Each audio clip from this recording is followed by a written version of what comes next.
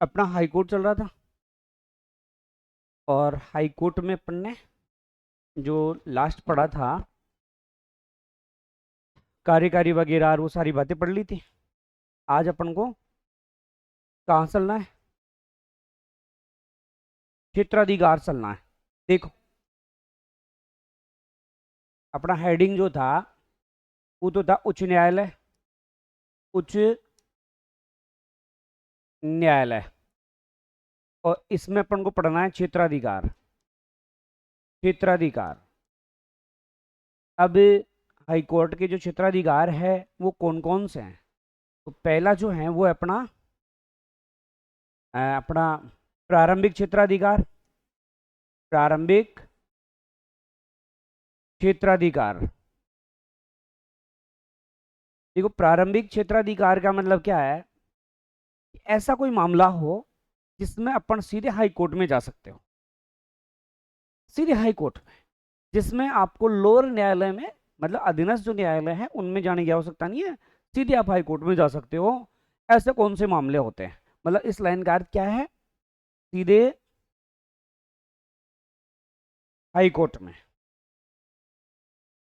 High court में याचिका लगती है।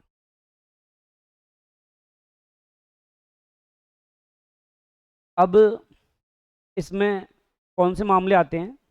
जैसे कोई विवाह का मामला हो तो आप सीधे हाई कोर्ट जा सकते हो। रोहित सोच के हंस रहा है, गुरुजी ब्याह कुन वह टेम मार देना हाई कोर्ट जा सके? नहीं नहीं, ऐसा नहीं है। विवाह का मतलब उसमें वो शादी के बाद में होता है टकरार, उसकी बात हो रही है ना? तो वो हैं, तो विवाह है। विवाह के बाद में तलाक चाहिए, तलाक का कोई मामला है, तो आप कहाँ जा सकते हो? सीधे हाई कोर्ट में जा सकते हो। इसके अलावा कोई राजस्व संबंधी मामला हो, राजस्व मामला हो, उस मामले में भी आप जा सकते हो।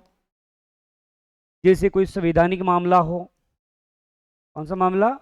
संवैधानिक मामला हो, मतलब कोई संविधान से जुड़ा हुआ मामला हो, उसमें भी आप सीधे कहाँ जा सकते हो? तो हाई कोर्ट में जा सकते हो। अच्छा, इसके अलावा हम बात करें, जैसे कोई मूल अधिकार संबंधी मामला हो, उसमें आप सीधे हाई कोर्ट में जा सकते हो।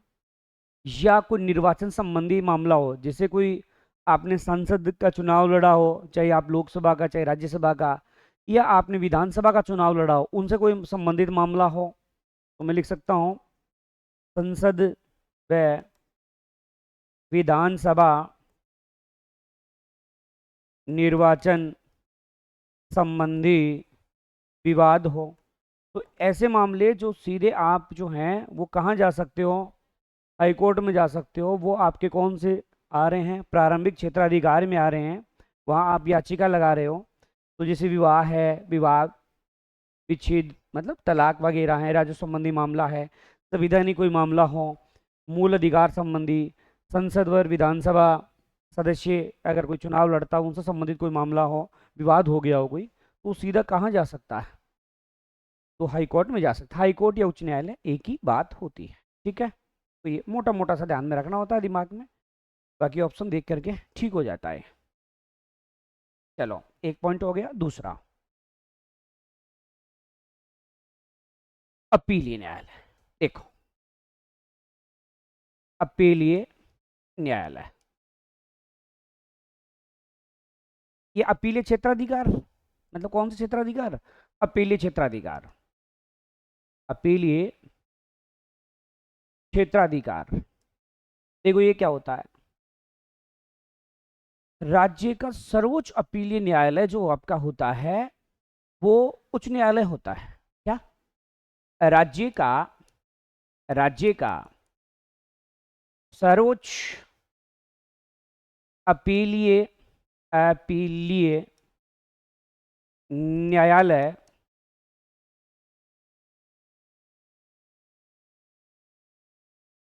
हाई कोर्ट होता है। अगर यही बात आपको भारत का पूछे ना, भारत का पूछे, भारत का सर्वोच्च अपीलीय न्यायालय, तो कह देना सुप्रीम कोर्ट। सुप्रीम कोर्ट मतलब उच्चतम न्यायालय, मतलब सर्वोच्च न्यायालय। भारत का तो ये होता है। इस लाइन का अर्थ सीधी सी भाषा में समझो, जैसे आपको जिला न्यायालय है, उसमें आपको केस हार गए हो, उसके बाद में आप अपील कहाँ कर सकते हो? हाई कोर्ट में कर सकते हो। ठीक है। तो राज्य का सर्वोच्च अपीलीय न्यायालय जो है, अपीलीय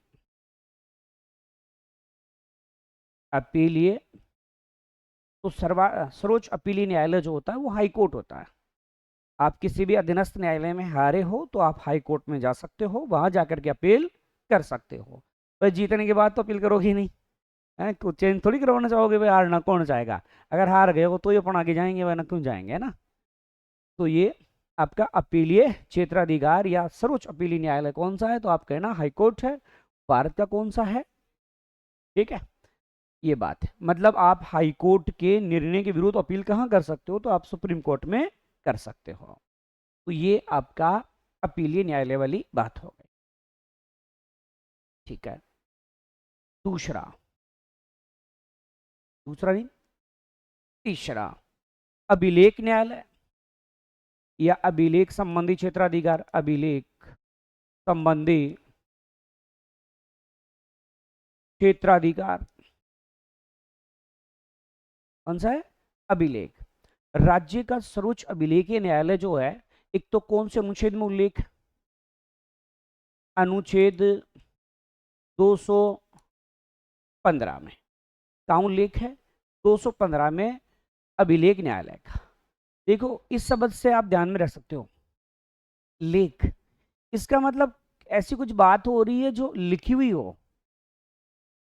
इस लाइन का अर्थ यह है कि अगर हाई कोर्ट ने कोई फैसला दे दिया है तो उसकी सत्यता के संबंध में प्रश्न नहीं कर सकते।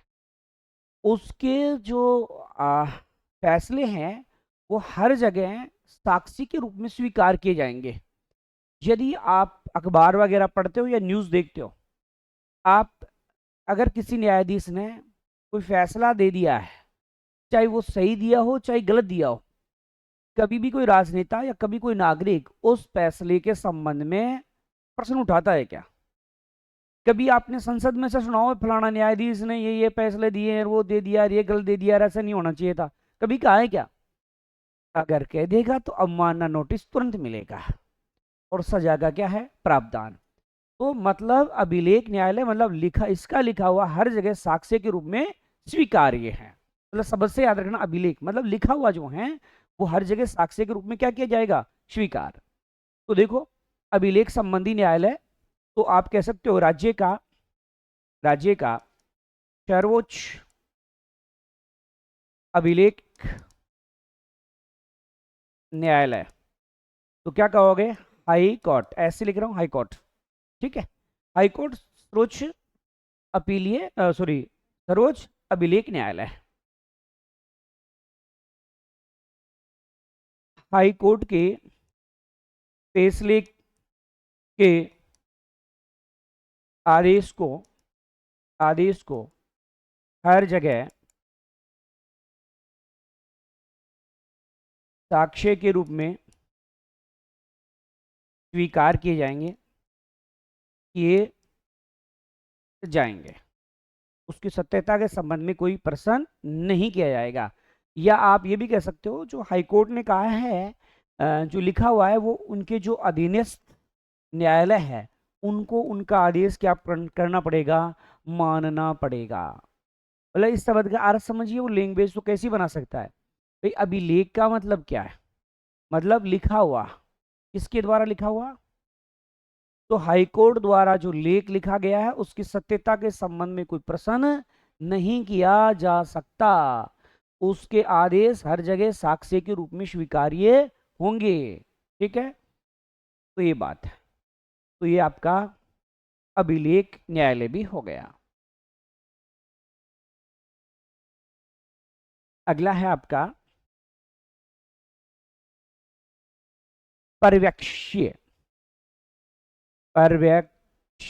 पर्यवेक्षण कह सकते हो आप डायरेक्ट। पर्यवेक्षण संबंधी क्षेत्राधिकार। क्षेत्राधिकार, इसमें क्या होता है? कि अनुच्छेद 227 में इसको पर्यवेक्षण न्यायालय घोषित किया गया है। मतलब जो अधीनस्थ न्यायालय है, अधीनस्थ न्यायालय, वो इसके पर्यवेक्षण में, इसके नियंत्रण में रहेंगे। मतलब जो अधीनस्थ न्यायालय है उन सबका पर्यवेक्षण वगैरह का काम किसका है? तो हाई कोर्ट का है। मतलब हाई कोर्ट के नियंत्रण में रहेंगे, पर्यवेक्षण के अधीन रहेंगे कौन? अधीनस्थ न्यायालय। उनकी देखरेख में जो है आदेश वगैरह दिए जाएंगे। तो ये पर्यवेक्षण संबंधी है। अगला रेट संबंधी याचिका, मतलब रीट या याचिका। याचिका मतलब रीट। रीट वो नहीं जो मास्टरों का निकाला जाता है 3rd ग्रेड में, ये रीट का मतलब याचिका है। इसमें देखो क्या है, अनुच्छेद 226 के तहत 5 प्रकार की रीट लगा सकते हो। कितने प्रकार की? 5 प्रकार की। यदि आपके मौलिक अधिकारों का हनन होता है तो कितने प्रकार की रीट लगा सकते हो? 5 प्रकार की। अब अनुच्छेद 226 के तहत तो हाई कोर्ट में लगाई जाती है, और वैसे अनुच्छेद 32 के तहत सुप्रीम कोर्ट जो होता है उसमें याचिका लगाई जाती है। ठीक है, सुप्रीम कोर्ट की तो कौन से है? 32 के तहत है, और हाई कोर्ट की जो है वो 226 के तहत। सुप्रीम कोर्ट को भी अधिकार दिया गया है, हाई कोर्ट को भी अधिकार दिया गया है। जैसे एक है बंदी, इसमें एक है बंदी प्रत्यक्षीकरण। बंदी प्रत्यक्षीकरण। बंदी प्रत्यक्षीकरण क्या होता है? किसी को बंदी बना ले, बंदी बना ले। अब बनाएंगे कौन? जैसे मानो कोई पुलिस वाला है, उसने किसी को अवैध रूप से बंदी बनाया। कैसे बनाया? अवैध रूप से बंदी। तो और वो 24 घंटे के भीतर न्यायालय में प्रस्तुत नहीं कर रहा है, तो आप न्यायालय में जाकर के बंदी प्रत्यक्षीकरण याचिका लगा सकते हो। उसके बाद में हाई कोर्ट बंदी बनाने वाले व्यक्ति को ये जो आदेश जारी करता है उसे क्या कहते हैं? बंदी प्रत्यक्षीकरण। मेरी बात सुनो, इस बात का उल्लेख वैसे धारा 22 में, मतलब अनुच्छेद 22, धारा नहीं बोलेंगे, अनुच्छेद 22 में। इसमें क्या होता है, अगर वास्तव में हमें यह अधिकार नहीं दिया होता तो पुलिस वाले गुंडे होते। पुलिस वालों से आपने बोल थोल होगी कुछ, पुलिस वाले अपन को ले जाते, 2-4 दिन मारते और फिर अपन को छोड़ देते। ऐसा नहीं कर सकते। क्यों? अगर अपन को हिरासत में लिया है तो 24 घंटे के भीतर कहाँ ले जाना पड़ेगा? न्यायालय में ले जाना पड़ेगा, और न्यायालय कारण जानेगा कि इस व्यक्ति को बंदी क्यों बनाया है, और वो भी सशरीर ले जाना पड़ता है। मतलब सशरीर, शरीर साथ, आत्मा नहीं ले जाओगे उसकी, कहीं लोटिया में डाल ले जाओगे ये रहो है, ऐसा नहीं करना है।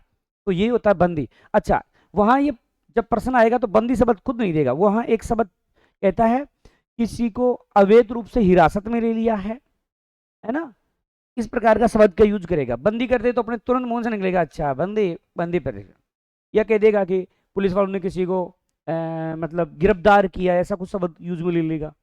तो कुल मिलाकर यह है कि पुलिस वाला कोई ने गिरफ्तार कर ले, बिना मतलब गिरफ्तार कर ले और न्यायालय में नहीं ले जाए 24 घंटा के भीतर, इसलिए अपन जाकर के हाई कोर्ट में क्या लगा देंगे? याचिका लगा देंगे। हाई कोर्ट संबंधित अधिकारी को आदेश जारी करेगा, भैया जल्दी से ले रविन, और फिर कारण जानेगा भाई क्यों बंदी बनाया है। ठीक है, तो ये बंदी प्रत्यक्षीकरण। एक है परमादेश। परमादेश एक है अधिकार पक्षा, एक है उत्प्रेषण, और एक है प्रतिषेध। देखो इनके नामों से ही ध्यान में रखना है। थ्योरी में क्या लिखा है, थ्योरी के अनुसार नहीं, नाम से। देखो, परम आदेश, किसी को आदेश दिया जा रहा है कि आप अपने कर्तव्य का क्या कीजिए? पालन। यदि कोई पदाधिकारी अपने कर्तव्य का पालन नहीं करता है, उस कंडीशन में परमादेश दिया जाता है। ठीक है, कोई भी पदाधिकारी जैसे मान आदेश न्यायालय का है कोई, वो अपने कर्तव्य का पालन नहीं कर रहा, कार्य नहीं कर रहा, तब कौन सा आदेश दिया जाता है? परम आदेश। जैसे मैं तुम्हें आदेश दे रहा हूं कि तुम पढ़ो, तो ये क्या है? परमादेश। आदेश दिया ना पढ़ो, तो तुम्हें पढ़ना है। अधिकार पक्षा, यदि कोई पदाधिकारी अपने अधिकार क्षेत्र से बाहर कार्य करे, मैंने इजी लैंग्वेज लिखी है, यदि कोई पदाधिकारी अपने अधिकार क्षेत्र से बाहर कार्य करे, जरूरी नहीं है लिख लो आप कोई अधीनस्थ न्यायालय है, वो अधीनस्थ न्यायालय भी अगर अपने अधिकार क्षेत्र से क्या कर रहा हो, बाहर, तो अधिकार पक्षा मतलब किस अधिकार से, मतलब उसके अधिकार क्षेत्र में वो नहीं आता, या किसी अधिकारी ने मतलब वो पद धारण कर लिया है जिसका वो योग्य नहीं है। समझ में आ रहा है कि तेरे पास वो अधिकार नहीं है, अधिकार पक्षा, किस अधिकार से धारण किया इस पद को, समझ में आ रहा है? वही क्या होता है? अधिकार पक्षा। उत्प्रेषण का मतलब कोई चीज ऊपर भेजना। मानो कोई लोअर हाईकोर्ट की जो मतलब लो अधीनस्थ न्यायालय है, उनमें कोई मामला चल रहा है, तो उसको वरिष्ठ न्यायालय में भेजने का क्या दिया जाता है? आदेश दिया जाता है। तो नहीं लग रहा उत्प्रेषण ऊपर भेज रहे हैं। अधीनस्थ न्यायालय को कोई मामला ऊपर वाले न्यायालय को भेजने का आदेश दिया जाता है। ऊपर वाले न्यायालय को ये भेजो आप। फिर आ जाओ प्रतिषेध। प्रतिषेध का मतलब क्या होता है? मना करना, मतलब कोई कार्रवाई रोकने का आदेश दिया जाता है। कार्यवाही रोकने का आदेश, वो क्या कहता है? प्रतिषेध। मना कर दिया ना, इसमें क्या है? मना कर दिया। प्रतिषेध यानी मना। तो इसमें क्या होता है? प्रतिषेध में कि मना किया जाता है, कोई कार्रवाई रोकने का आदेश इसमें दिया जाता है, वो क्या कहलाता है? प्रतिषेध। ये कोई थोड़ा सा हो सकता है आपके लिए बोरिंग हो, क्योंकि है ही ऐसा चैप्टर ये, लेकिन इन शब्दों को ध्यान में रखना कि परमादेश मतलब परम आदेश दिया है उसको कि ये काम कर, क्योंकि अगर कोई पदाधिकारी अपने सार्वजनिक कर्तव्य का पालन नहीं कर रहा है, उस कंडीशन में ये आदेश जारी किया जाता है। फिर अधिकार पक्षा, किस अधिकार से पूछा, किस अधिकार से काम किया ये पूछा, मतलब कोई पदाधिकारी अवैध रूप से अगर किसी पद को धारण कर लेना, उस कंडीशन में ये क्या किया जा सकता? आदेश जारी किया जाता है। ठीक है, फिर आ जाओ उत्प्रेषण। उत्प्रेषण यानी ऊपर वाले न्यायालय में इस मामले को भेज दो, वही क्या कहलाएगा? उत्प्रेषण। प्रतिषेध, मना, रोक दे भाई, तेरा बताओ काम को नहीं, बंद कर, तो वो क्या हो गया? कार्रवाई रोकने के लिए। ठीक है, मतलब कई बार क्या होता है, जैसे कोई ऊपर वाला न्यायालय है, नीचे वाले न्यायालय को आदेश देता है कि इसकी कार्रवाई को रोक दो। कई बार होता है कोई नेता नांगड़ा के विरुद्ध, कोई अधिकारी के विरुद्ध कोई मामला होता है, तब पता है क्या होता है? वो छोटे न्यायालय में कोई मामला चल रहा है तो ऊपर वाले के पास भागता है और वहां अपने हिसाब से तर्क देता है कि वो कार्रवाई को आप रुकाओ। तो उस कंडीशन में ये आदेश दिया जाता है, उसे क्या कहते हैं? प्रतिषेध। चलो चेक कर लूं, देखिए क्या समझे। आरती आप बताओ। बंदी प्रत्यक्षीकरण, हाँ, अवैध रूप से बंदी बना ली तब। उत्प्रेषण, अच्छा, हाँ समझ गया मैं। और परमादेश, अच्छा। और एक शब्द आया था थोड़ी देर पहले अपन ने पढ़ा था, अभिलेख न्यायालय। ये अभिलेख न्यायालय क्या था?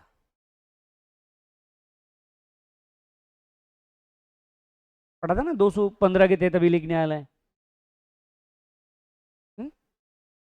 हाँ समझा, मेरे को मैं समझा नहीं, लिखित कैसे? हम्म? नहीं है? उसी शब्द में उत्तर तो है भाई, अभिलेख है, मतलब हाई कोर्ट द्वारा दिए गए फैसले हर जगह साक्षी के रूप में स्वीकार किए जाएंगे। अच्छा, तू मुस्कुरा रहा, तू खड़ा हो, देख क्या होता है।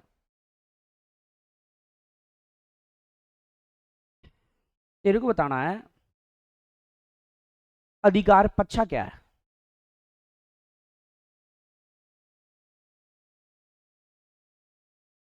प्रारंभिक क्षेत्राधिकार पढ़ा था आते ही, सबसे पहले पढ़ने पॉइंट क्या है प्रारंभिक क्षेत्राधिकार।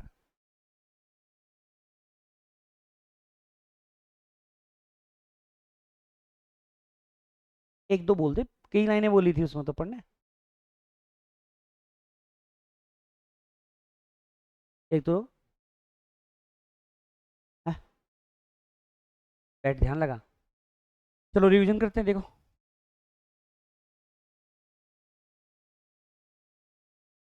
देखो यहाँ प्रारंभिक क्षेत्राधिकार मतलब सीधे हाई कोर्ट में याचिका लगा सकते हैं, वो प्रारंभिक क्षेत्राधिकार होता है। जी कि ब्याह, तलाक, राजस्व संबंधी मामला, संवैधानिक मामला, मूल अधिकार, संसद सदस्य और संसद सदस्य और विधानसभा सदस्य का निर्वाचन संबंधी कोई मामला हो। अपीलीय, तो सर्वोच्च अपीलीय न्यायालय जो है वो अपना हाई कोर्ट है, जबकि भारत में जो है वो सुप्रीम कोर्ट। फिर आ जाओ अभिलेख न्यायालय, मतलब जो अभिलेख न्यायालय 215 है, और हाईकोर्ट द्वारा दिए गए फैसले हर जगह साक्षी के रूप में मान्य होंगे, सभी अधीनस्थ न्यायालयों को भी ये मानना है। फिर आ जाओ पर्यवेक्षणीय, मतलब जैसे मैं आपका पर्यवेक्षण करता हूँ, मैं आपको नियंत्रण करता हूँ। आप देखते होंगे कभी कभी बीच में भी क्लास में आ जाता हूँ, मैं कैमरा चेक करता हूँ, मेरे को लगता है कि कोई पीछे मोबाइल चला रहा है या और कोई बदमाशी कर रहा है, तो मैं तुरंत ऑफिस में से आ जाता हूँ। तो मैं क्यों आता हूँ? आपको कंट्रोल करने के लिए। आप लोग अच्छा उस आने से कई बार मुझे लगता है टीचर जो है बातें कर रहा है, ध्यान से हट गया, तो मैं वहां आकर खड़े होता ही टीचर को पता चल जाता है कि आगे, तो वो टॉपिक को बंद करता है और सीधा अपने टॉपिक में पहुंच जाता है। क्यों आता हूँ मैं बीच बीच में? आपको नियंत्रण करने के लिए। तो मेरा क्या काम है? पर्यवेक्षण का काम है। मैं घूमता फिरता रहता हूँ, वो इसलिए ताकि सब चीजें अपने अनुसार कंट्रोल में चले। ऐसा इसमें है कि अधीनस्थ को कंट्रोल में करने के लिए किया जा रहा है, तो हाईकोर्ट ही तो छोटे वालों को कंट्रोल में करेगा। इस बात का उल्लेख कहाँ है? 227 में। फिर अपन ने याचिका रिट देखी तो 226 में, काफी मोस्ट अनुच्छेद है। 215 अभी जो पढ़ा वो, और 226 बहुत मोस्ट है। तो आप याचिका लगा सकते हो हाई कोर्ट में, और कितने प्रकार की? 5। अगर सुप्रीम कोर्ट में लगाई जाती है तो 32 में लगाई जाती है। जैसे बंदी प्रत्यक्षीकरण, अवैध रूप से किसी को बंदी बना लिया है, 24 घंटे में न्यायालय में प्रस्तुत नहीं किया है, तो आप ये याचिका लगाओगे, तब कोर्ट जो आदेश जारी करेगा वही क्या होता है? बंदी प्रत्यक्षीकरण। परमादेश आदेश देगा, भाई अधिकारी को काम कर। अधिकार पक्षा किस अधिकार से किया? तेरे अधिकार में ही नहीं है। उत्प्रेषण ऊपर भेज दे, प्रतिषेध मना कर दिया, रोक दिया, बस शब्दों को अर्थ को समझना आपको, ठीक है। चलो कितने हो गए थे अपन? 4 5 कितने हो गए थे? 4 हो गए ना? 5 हो गए, मैं गिनती भूल गया था। चलो छठा है अपना न्यायिक पुनरावलोकन। न्यायिक पुनरावलोकन, न्यायिक पुनरावलोकन देखो। अब न्यायिक पुनरावलोकन होता क्या है? सीधी सी भाषा में समझाऊं, यदि आपकी कोई संसद, कोई कहेगी तो संसद है, या किसी राज्य की विधानसभा, ठीक है, नियम बनाती है, और वो नियम असंवैधानिक हो, असंवैधानिक का मतलब संविधान के अनुसार नहीं हो, तब हाई कोर्ट उसे असंवैधानिक करार दे देता है। यही क्या है? न्यायिक पुनरावलोकन है। ऐसी शक्तियां सुप्रीम कोर्ट के पास भी है, और यही शक्तियां किसके पास है? हाई कोर्ट के पास। मतलब मैं तुम्हें समझाऊं कि कई बार ऐसे मामले आते हैं, जैसे मानो अभी वक्फ बोर्ड वाला वो मामला चल रहा है, संसद ने नियम बना दिया, तो हो सकता है सुप्रीम कोर्ट को लगे तो उसे असंवैधानिक घोषित कर सकती है, या किसी राज्य के हाई कोर्ट को ही लगे तो क्या कर सकते हैं? असंवैधानिक घोषित कर सकते हैं। जैसे मैं एक बात बताऊं, एक दिन कल परसों बताई थी मैंने, न्यायिक नियुक्ति आयोग बना था, 2014 में बना था, 2015 में लागू हुआ था। तो न्यायिक नियुक्ति आयोग कोलिजम व्यवस्था के स्थान पर आया था, संसद ने लागू कर दिया, लेकिन बाद में सुप्रीम कोर्ट ने क्या किया, उसे असंवैधानिक करार दे दिया। तो वही न्यायिक पुनरावलोकन है।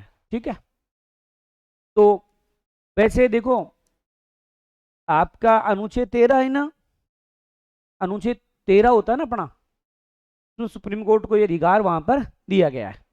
तो न्यायिक पुनरावलोकन का मतलब है कि संसद या विधान सभा द्वारा बनाया गया गया कानून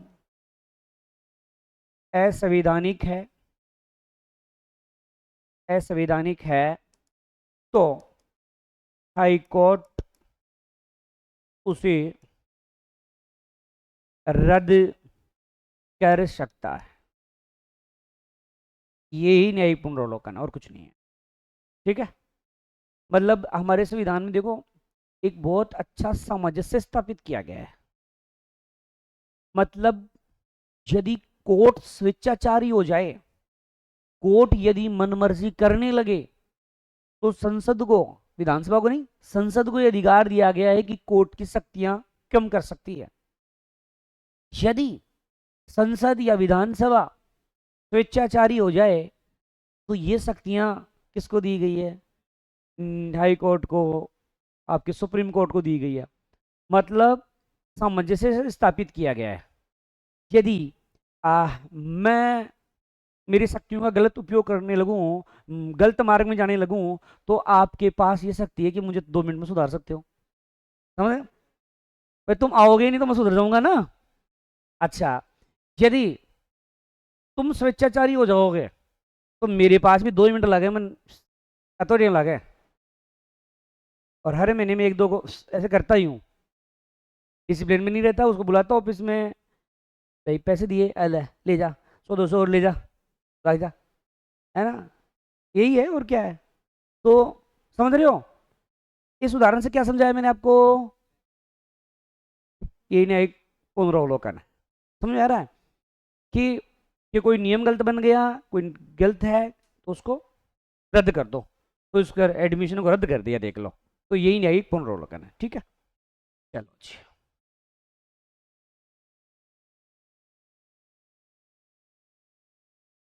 प्रमाण पत्र लास्ट है फिर तो।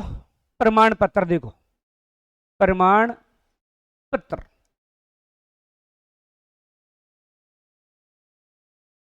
भाई तुम 11वीं क्लास में जाते हो 10वीं पास करके, तो तुम्हें किसकी आवश्यकता पड़ती है? प्रमाण पत्र की आवश्यकता पड़ेगी। भाई 10वीं पास की है, प्रमाण पत्र तो होगा भाई, हाँ जी 11वीं में जाने लायक है। ऐसे ही यदि कोई आप सुप्रीम कोर्ट में मामला ले जाना चाहते हो तो हाई कोर्ट पर से प्रमाण पत्र लेना पड़ेगा। हाई कोर्ट ये प्रमाण पत्र देगा कि हाँ ये मामला सुप्रीम कोर्ट में सुनने लायक है, ये मामला सुप्रीम कोर्ट में सुनने लायक है। यही क्या है? प्रमाण पत्र। मैंने क्या बोला कि आप कोई हाई कोर्ट से केस, कहां जा रहे हो? Supreme court. एससी का मतलब सुप्रीम कोर्ट, यहां जा रहे हो तो तुम्हें किसकी आवश्यकता है? प्रमाण पत्र की। और वो प्रमाण पत्र कौन देगा? हाई कोर्ट देगा। उसके बिना प्रमाण पत्र काम नहीं चलेगा। ये प्रमाण पत्र देगा, वो प्रमाण पत्र का मतलब है ये लिख के देगा कि हाँ ये मामला सुप्रीम कोर्ट में सुनने लायक है। सीधे आप सुप्रीम कोर्ट में जाकर खड़े नहीं जाओगे। अब पड़ोसा लड़ा धमकी दे दिया सा, देखो ना तन तो सुप्रीम कोर्ट में देखूं लो, कह तो देते हैं लेकिन जाने का तरीका रास्ता तो हाई कोर्ट से होकर है। ऐसे सीधे जाकर के सुप्रीम कोर्ट में कोई मामला थोड़ी होता है। ठीक है, वो तो सर्वोच्च न्यायालय, जो नीचे फैसले हो गए, अपन को लगता है कि ये फैसले गलत है, तब वहां अपन जाएंगे। ठीक है, तो ये प्रमाण पत्र वाला मामला भी खत्म। अब जो आगे मैं पढ़ाने वाला हूं है वो है राजस्थान हाईकोर्ट के बारे में, और सबसे ज्यादा प्रश्न वहीं से आते हैं। यहां से यहां तक जो हमने कल और आज पढ़ा है वहां से प्रश्न कम आते हैं। आते तो हैं, ऐसा नहीं आते ही नहीं, आते तो हैं लेकिन कम आते हैं, ज्यादा यहां से आते हैं। और यहां जो अपन पढ़ने वाले हैं वो पढ़ेंगे राजस्थान का उच्च न्यायालय, उच्च न्यायालय, इसके बारे में। अरे उच्च न्यायालय को हाई कोर्ट कहते हैं, हाई कोर्ट। जिसको मैं ऐसे लिख रहा हूं ना, उससे याद कर लो तुम, हाई कोर्ट। ठीक है। अब पहला प्रश्न तो ये आता है, स्थापना कब हुई? स्थापना, स्थापना 29 अगस्त 1947 को स्थापना हुई। ओ, 49 लिखा है। लिखा 49 हूँ, राहुल गांधी की तरह हो गया, जवान फिसल गई। तो 29 अगस्त 1949 को क्या हुआ, इसकी स्थापना की गई है। इसकी अधिसूचना,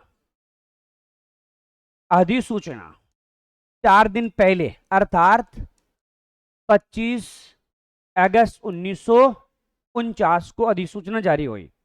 पहले तो क्या होता था, ये पूछ लिया करता था कि स्थापना कब हुई, लेकिन आजकल उनको छोड़ करके कोई दूसरी डेट होती है ज्यादा पूछता है। इसलिए अपन को ये भी याद करनी है कि 4 दिन पहले अधिसूचना अर्थात 25 अगस्त 1949 को अधिसूचना जारी की गई। अब है कहाँ स्थापित किया गया है, तो अपना उच्च न्यायालय जो है वो जोधपुर में है। उच्च न्यायालय कहाँ है? जोधपुर में है। अब है कि जब स्थापना की गई उस समय न्यायाधीश कितने थे, तो स्थापना के समय, समय न्यायाधीश, स्थापना के समय न्यायाधीश थे 12। लेकिन जब 26 जनवरी 1950 को हमारा संविधान बना, या राजस्थान 20 श्रेणी का राज्य बना, या आप कहो कि राजस्थान शब्द को मान्यता मिली, उस समय कितने थे? तो 26 जनवरी 1950 को तब कितने थे, तो क्या कहोगे? 7 थे। ठीक है। स्थापना जो हुई वो 29 अगस्त 1949, फिर अधिसूचना कब? 25 अगस्त 1949। कहाँ स्थापना हुई? तो जोधपुर में स्थापना हुई। फिर है स्थापना के समय न्यायाधीश कितने थे, तो 12 न्यायाधीश थे। जब 26 जनवरी 1950 को हमारा संविधान लागू हुआ, या आप कहो कि राजस्थान शब्द को मान्यता मिली, या राजस्थान जब 20 श्रेणी का राज्य बना, उस समय कितने थे, तो 7 थे। ठीक है। चलो, अब आपको बहुत सी बातें इसमें समझनी है, और वो क्या है, क्या स्थापना हुई उस समय केवल जोधपुर में ही हाई कोर्ट था या और कहीं भी था? तो उस समय जब हमारा देश आजाद हुआ, या कहें कि राजस्थान का जब एकीकरण हुआ, उस समय राजस्थान की 5 रियासतों में स्वयं के न्यायालय थे। ये प्रश्न आता है। आजादी के समय, आजादी के समय राजस्थान की 5 रियासतों में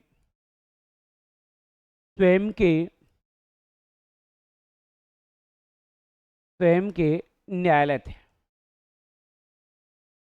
न्यायालय थे।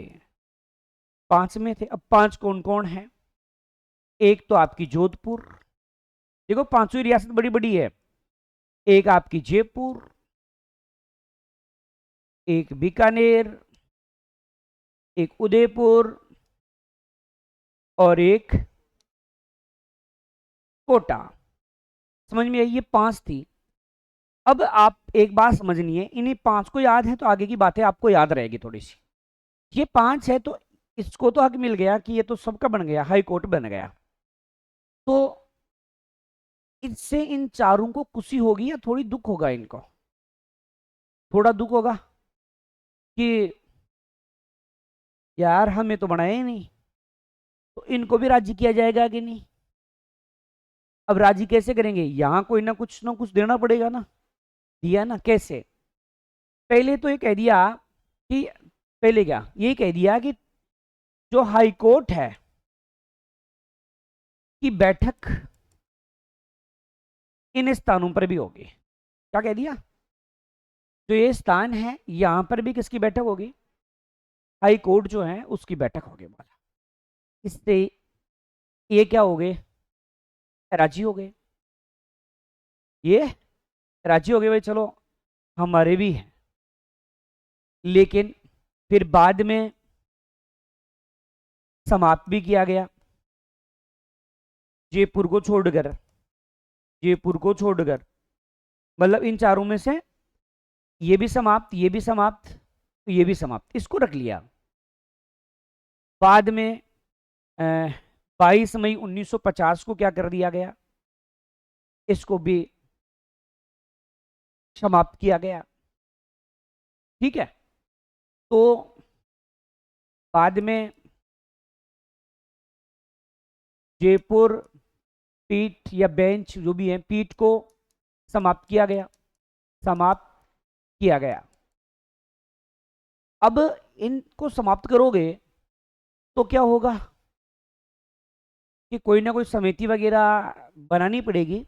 तो ध्यान रखना, एक समिति बनेगी, पीआर पटेल समिति, पीआर पटेल समिति।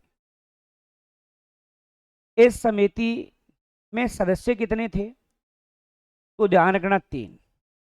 एक तो खुद बीआर था, बीआर पटेल, जो इस समिति का क्या है, अध्यक्ष है। और 2 सदस्य थे, एक है टीसी पुरी, टीसी पुरी, और एक जो था एसपी सिन्हा, एसपी सिन्हा। देखो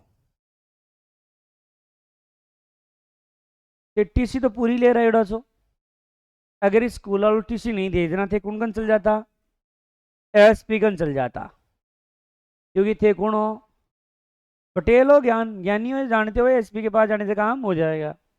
तो याद करो कि पटेल जी गए एसपी के पास, क्यों गए, टीसी पूरी लाने के लिए। ठीक है, तो ये इसके मेंबर है।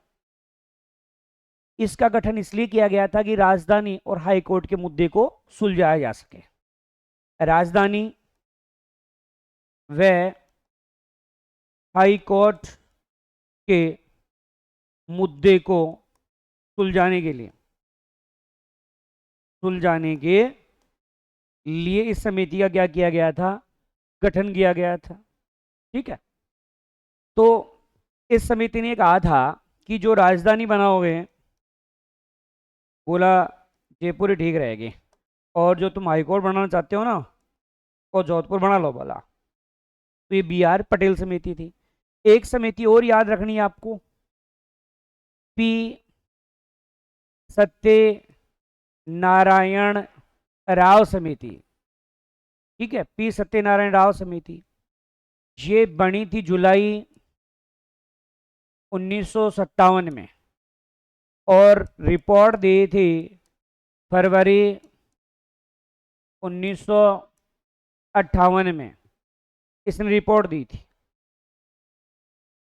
भाई, जुलाई 1957 में क्या किया, बनी, और 58 में रिपोर्ट दे दी। इसके सदस्य पूछे, इसके भी 3 ही हैं। एक तो हो गया पी सत्यनारायण,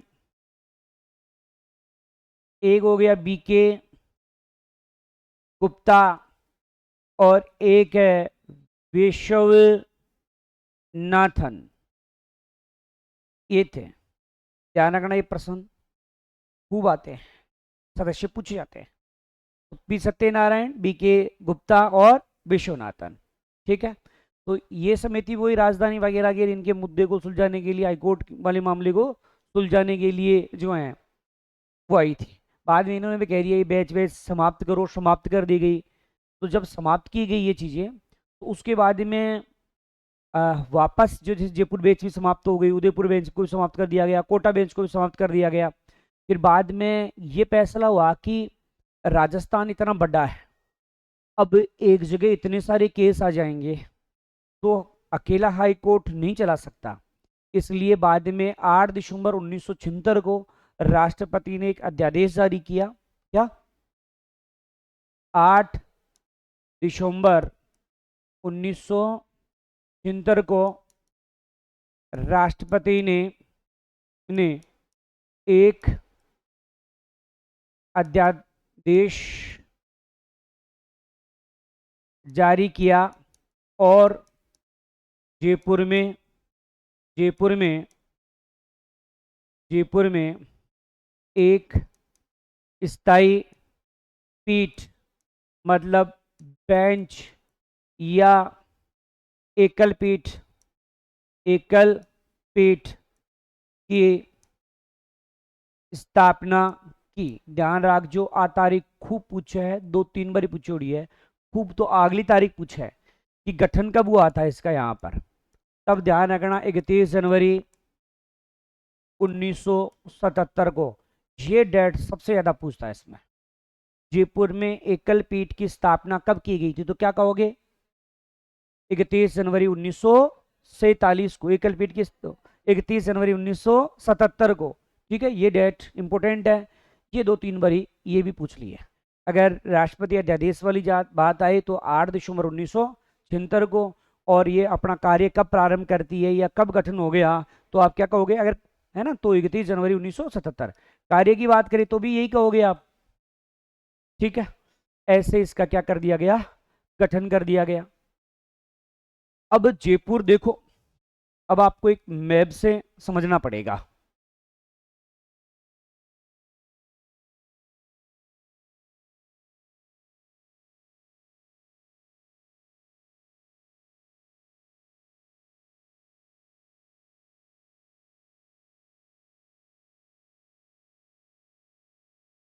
देखो, सबसे पहले मैं पुराने जिलों के अकॉर्डिंग बताऊंगा, क्योंकि फिलहाल ऑथेंटिक डेटा जो है वो पुरानों के अकॉर्डिंग ही है। उसके बाद में नए के अकॉर्डिंग भी बता दूंगा आपको। देखो, एक प्रश्न ऐसे आता है कि जो जयपुर पीठ है, जयपुर पीठ, उसके अधीन कितने जिले आते हैं? तो जिले आते हैं इसके अधीन 15। और आपसे पूछे कि जोधपुर के अधीन कितने आते हैं, तो आते हैं 18। 15 और 18 कितने हो गए? 33 हो गए। समझ में आ गई बात?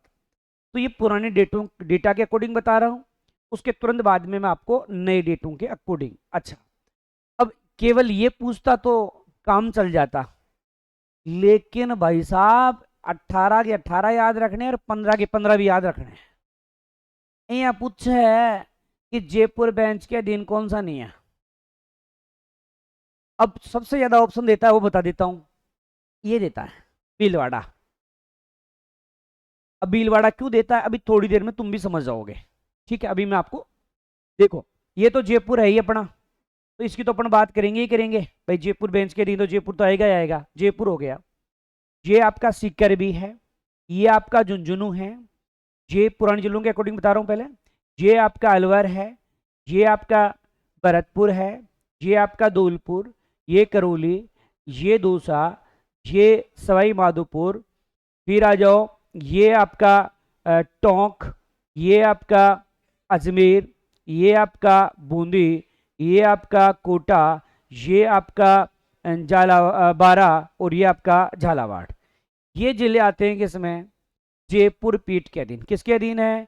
जयपुर पीठ के, या अक्कल खंडपीठ बोल दो, के अधीन है। कोटा लिख दिया ना, ये रहा। दिख नहीं रहा कोटा तुम्हें? ये क्या है? ये कोटा यहां से लेकर यहां तक फैला हुआ। गिनती पूरी 15 हुई कि नहीं हुई? हो गई। ये देखो, एक एक उधर सा रखा है मैंने। अब तुम्हें समझ में आ गया कि भीलवाड़ा क्यों देता है। क्यों?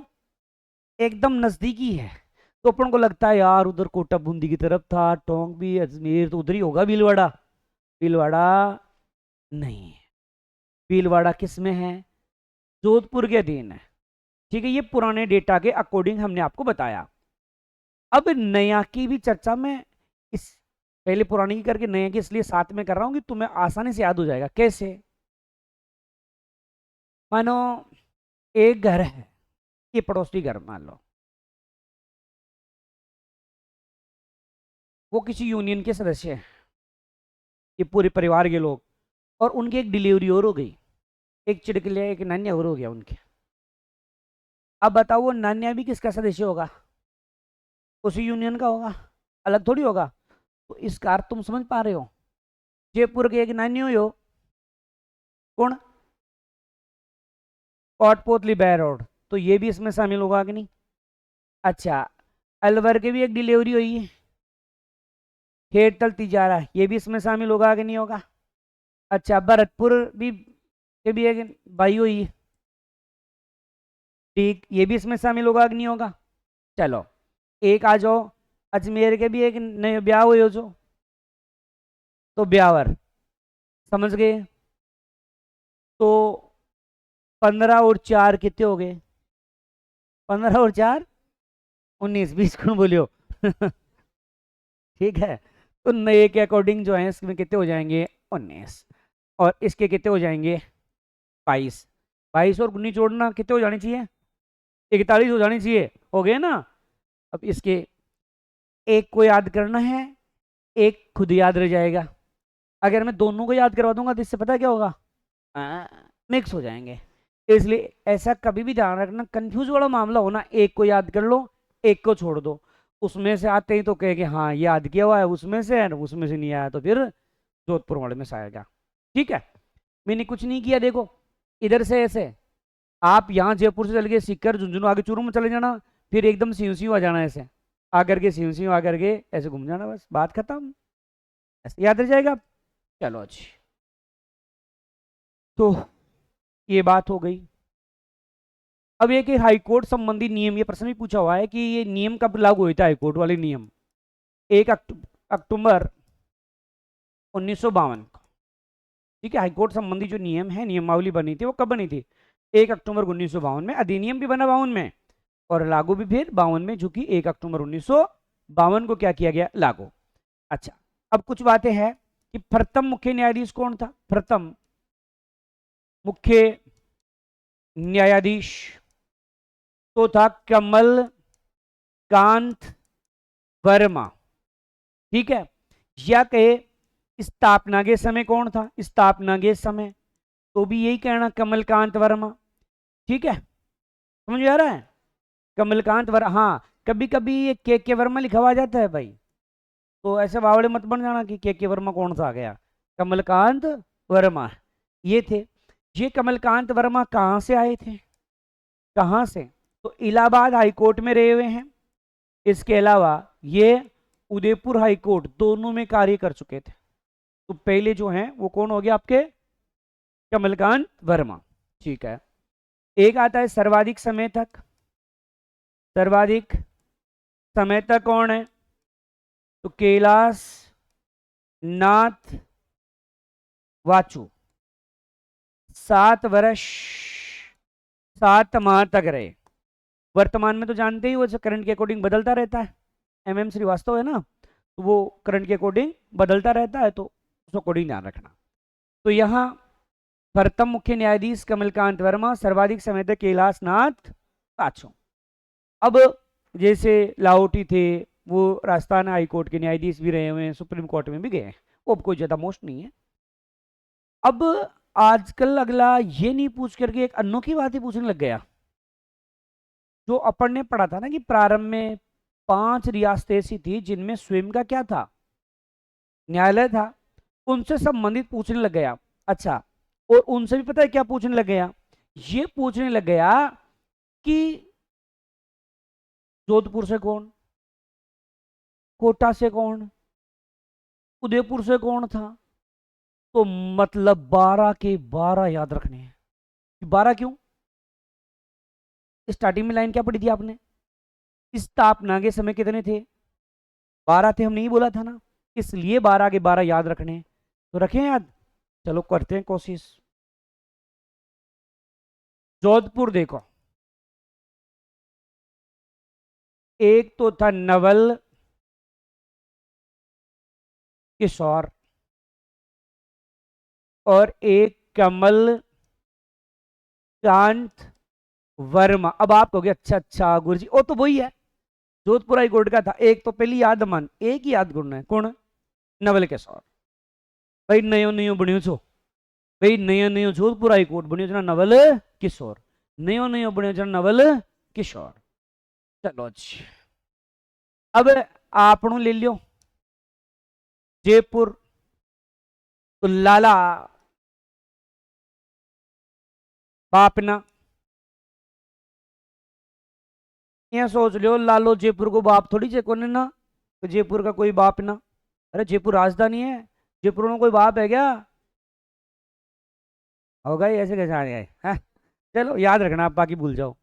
तो बापना, बोला कहीं कहाँ नहीं है बापना, जयपुर में बापना, याद रह जाएगा, जयपुर में बाप ना। चलो ओ भी होगा,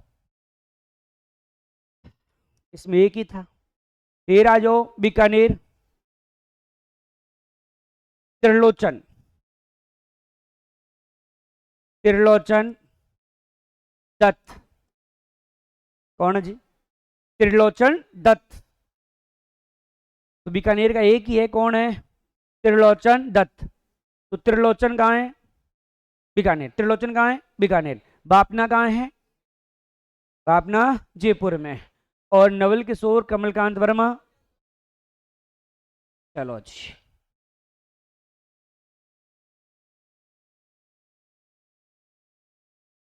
देखो कोटा,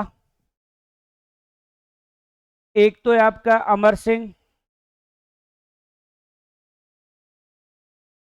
कौन है? अमर सिंह। एक है दुर्गा शंकर है, कौन है? दुर्गा शंकर। एक है मोहम्मद इब्राहिम, और एक शार्दुल सिंह। ये चारों कोटा के। और लास्ट है उदयपुर के। उदयपुर का देखो, एक तो है आनंद नारायण, एक जवान जवान सिंह,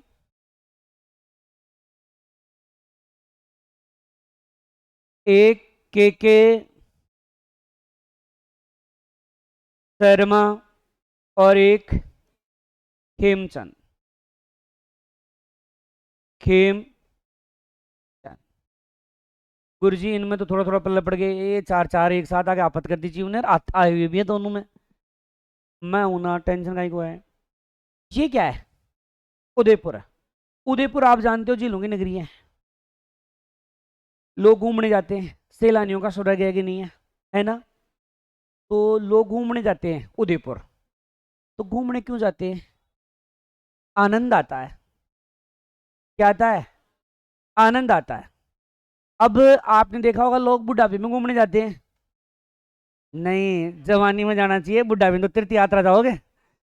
तो आई जवानी है भाई, और कोई भरोसा को ने।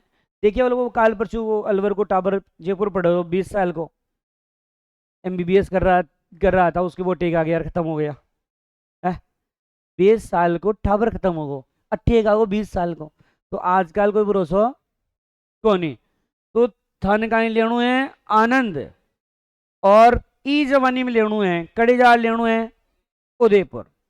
अब थे एक चीज नोट कर देख जो, ज्यादा घूमे फिरे कौन से? शर्मा खूब घूमे फिरा है।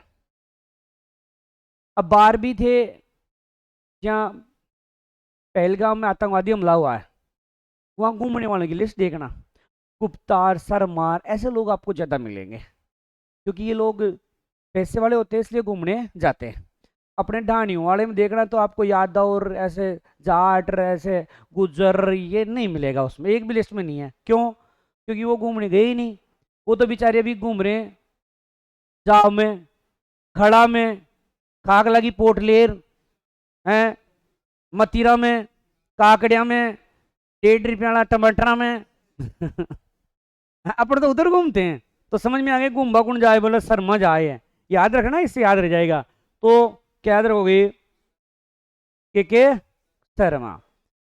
एक तो याद भी रख लिया अब, खेमचंद। तो खेमचंद गुप्ता होगा सहित, है ना? क्योंकि मैंने यही बोला था अभी क्या, कि सरमान गुप्तार यही जाए घूमबा।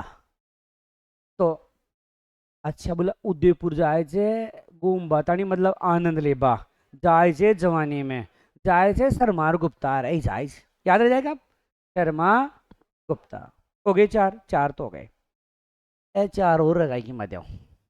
चलो देखो, वो कोटा है, इसकी मात्रा हटा दो, क्या है? कोट। देखो, अमर सिंह दुर्गाशंकर का कोट पहनता है क्या? अमर सिंह दुर्गाशंकर का कोट पहनता है क्योंकि अमर सिंह को दुर्गाशंकर से क्या है? मोहब्बत है। अरे कई बार जैसे आप रूम लेके रहते हो, तो जैसे ये रहते हैं, तो मैं कई बार इनको देखता हूँ, ये क्या करते हैं, एक दिन ओ यारो सर अटकाया उधर, ओ येड़ो अटकाया उसे, इससे क्या लगता है अपन को, अच्छा इसके पास खूब ड्रेस है ना, दोनों के पास मिला के चार ही है ना, लेकिन वो घुमा घुमा के पहनते हैं, अपन को क्या बना रही है, बावले बना रहे हैं ना। तो क्या ध्यान में रखोगे, अमर सिंह दुर्गा शंकर का कोट पहनता है क्योंकि अमर सिंह को दुर्गा शंकर से क्या है? मोहब्बत है। और एकदम देखो दोनों क्या साधा ही रहे, तो एक कायों को साधु सिंह, एकदम दोनों को देखो ना आराम से, सादा है एकदम। बताओ कितने अच्छे बच्चे हैं। ठीक है, याद रह जाएंगे अब। अच्छा बोलो गुरुजी कोटाड़ा ने तो कोट बताया था, कोट पहरे अमर सिंह दुर्गा शंकर को पहरियो क्योंकि बिन बीसू कहीं होगी मोहब्बत होगी, एकदम सादा रहे, पता कौन लाग बदिया बड़ा मोहब्बत करना होगी, लेकिन प्यार छुपाई नहीं छुपता, एक दिन दुनिया को पता चल जाता है, और फिर जब बेइज्जती है पूछो मत। चलो अब तो धीरे धीरे याद रह जाएंगे, थोड़ी थोड़ी तो ये। तो जोधपुर में तो नवल किशोर और कमलकांत वर्मा, उदयपुर में लाला बापना, तो बापना उदयपुर नहीं, जयपुर, जयपुर जयपुर जयपुर का कोई भी बाप ना है। बीकानेर का कौन है? त्रिलोक सिंह। कोटा का कौन है? अमर सिंह दुर्गा शंकर मोहम्मद इब्राहिम शार्दुल सिंह। उदयपुर का है आनंद नारायण जवान सिंह के शर्मा खेमचंद गुप्ता। ठीक है, ये बात हो गई। ठीक है भाई, बता प्रश्न। ठीक है, पावण पूछ लो, माली लुगाई पढ़ा है कौन, में क्या जवाब दे मैं, कौन पढ़ा है, ये कहना है क्या है भाई? चलो सुमन आप बताओ, आपको बताना है। हाँ, जयपुर के कौन है? लाला बापना, एक ही था। तो बीकानेर का कौन है?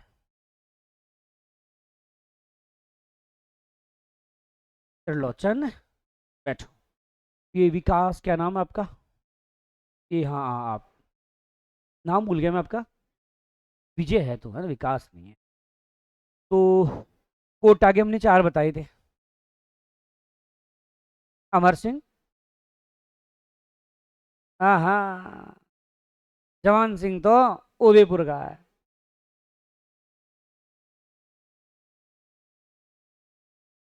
अमर सिंह दुर्गा शंकर मोहम्मद इब्राहिम और शार्दुल।